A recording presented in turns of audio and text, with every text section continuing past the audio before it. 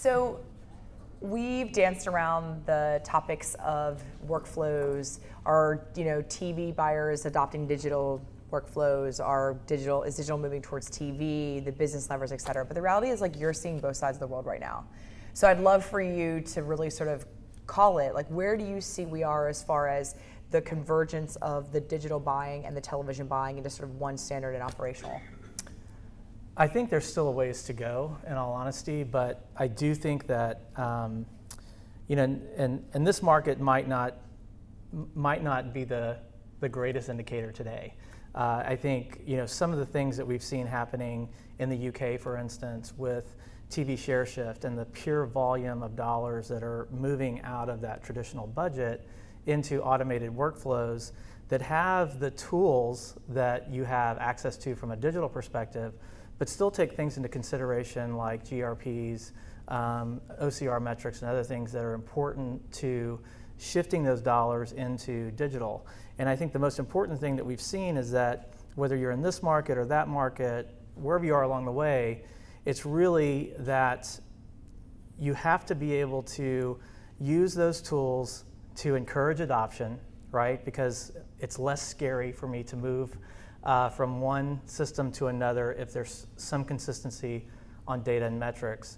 But at the end of the day, everybody's looking for the same output for their brands and advertisers, which is an ROI, right? But agencies are also, in the UK specifically, they're incentivized because there's a different sort of upside to buying through automated platforms. There's a spread, basically, they're making a margin on, right? Well, I think part of it is that they're so invested in it that it's part of their compensation plan, right? They believe in it. Yep. And I think that potentially folks like Christy and Brian, as they look at their organization, and Christy especially changing culture massively, you do have a choice. You either have to make the hard call of letting people go from an organization, or you have to give them the financial reward in a way that it's going to make them move, right? Yeah. And I think that the companies that have been smart about approaching that have driven change in a very, very short period of time.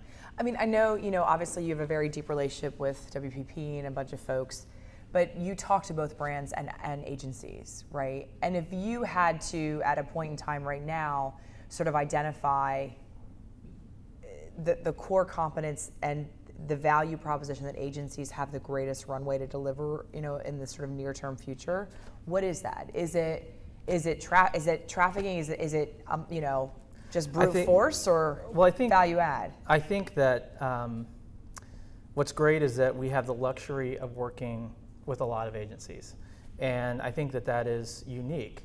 But we've also built an open, scalable platform for our partners that allow them to put to work what they're really good at, right? And so whoever you are as a holding organization, Brian mentioned earlier, they hang their hat on the fact that they have incredible data and insight on their consumers, as do other holding organizations in the marketplace. And you have to be able to give them the tool set to execute and deploy that, in our case, in video.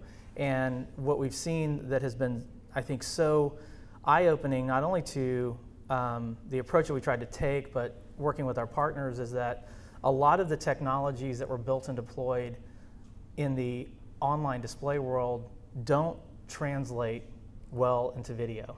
And we've talked a lot about this whole weekend, which is, there's constraints, there's the ability to want to continue to do upfronts and to pre-buy inventory that is great content that matters to your brands, it matters to you as an agency. And we had to innovate and automate tools to do that, frankly, a few years ago. And we've been putting those to work. And the challenge that we've seen is some people have come in and said, I'm really used to being hands-on and doing everything like I did in display, but they realized relatively quickly that if you can't plan, forecast, manage, and guarantee an outcome for your advertisers, then they leave you, right? And I think that's one of the things that's a little bit different with video, and especially some of the share shift that's happening from TV to online, is that I can't go to a CMO and say, you're not going to, I don't know if you're going to deliver on Black Friday weekend. I just can't tell you because we're doing it all in an open exchange market, against your budget, right? And so there's still reasons and needs for those people to execute that.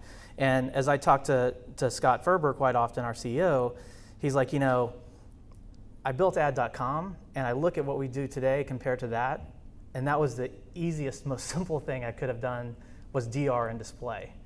And really forecasting futures and buying futures.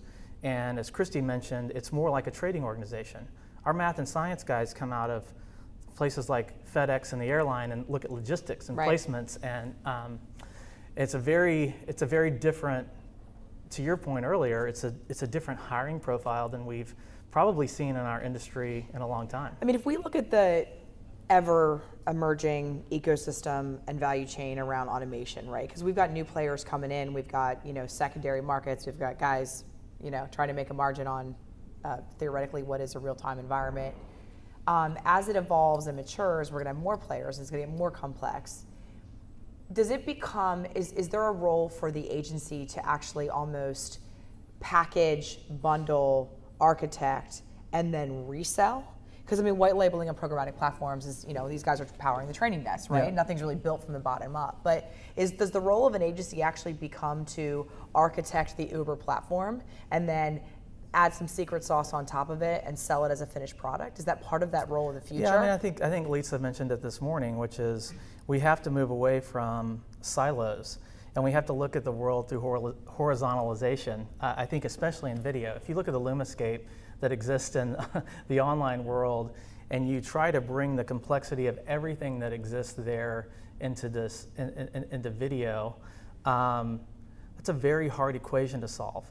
I think one of the big problems is that we've seen, you can reach a lot more customers in display than you can in video, right? There's not as many consumers in the online world that view videos. It's growing, but it's still a different metric, and people are doing calculations off the fact that, display, you don't really have to worry about which consumer has 25 different data sets under them when I'm pre-planning and booking futures market. A lot of the complexity that we deal with, I think, and that the agencies are getting smarter about, and this horizontalization is the DMP becomes extremely important and different from the DMP that grew up in online display. Yeah. Because it's really about, now I need to know that I'm going to see an impression that has 45 different data sets underneath it, and when I acquire that in a futures market, I'm taking that auto intender out of the market, but they were also my Purina dog food guy, right? And so making sure that through the planning process, the platform and the technology has the smarts to basically remove and understand what's still available. I think that's one of the things that's really constraining a lot of our publishing and media partners today, is that they haven't had to necessarily look at the world through that lens before. They've been utilizing some metrics that were not as complex as some of the things happening on really an impression by impression basis. And I think the whole ecosystem's moving to this mindset. It's great to hear throughout this whole weekend. It is portfolio management. Yeah. It is a complex set of supply, complex set of demand partners, and a more complex set of data every single day. And I think being able to bring in your advertiser CRM to plan against it in a seamless manner. Those are great things that are happening. Yeah. And there's great people in this room that are driving it. It's really awesome. Agreed. So big finish. Panel is, and Brent, we'll come back to you last since you were in the hot seat. We're in VAK's Videology 2015. I ask you to tell, hopefully me, I'll be the honor and privilege of moderating again. Tell me your biggest success. What's the trophy on your mantle from 2014? What is that? We can start with Brian, but Brian. Sure. I think attribution, understanding how different media works and having a true understanding of what can I attribute the action to, And then how do I react to that and bring my client closer to the conversation they want to have? Christy? So staying focused on the remit that I've been given, 28% of our media billings will be automated by the end of the year. I'd say sticking with the theme of simplicity, I think, focusing on simplicity so that we can drive faster insights for the entire ecosystem. Bringing creative to technology so that we can get better creative flowing in and better outcomes, and bringing technology to creatives so that creatives understand the tools that can help inform better outcomes. I would say having everything in one place, no matter if it's display to social, being able to plan everything in one place and be able to execute across all those different channels is going to be really important. And if we accomplish that, it's going to be great. I think for me, it will be expanding our formats into other products like video on demand, addressable television, areas that have similar capabilities to utilize data and insights the way that we've successfully driven in a digital footprint, but allowing our partners and media organizations to automate that process at the linear level as well. Awesome. I have faith in all of you, so thank you. Thanks, guys.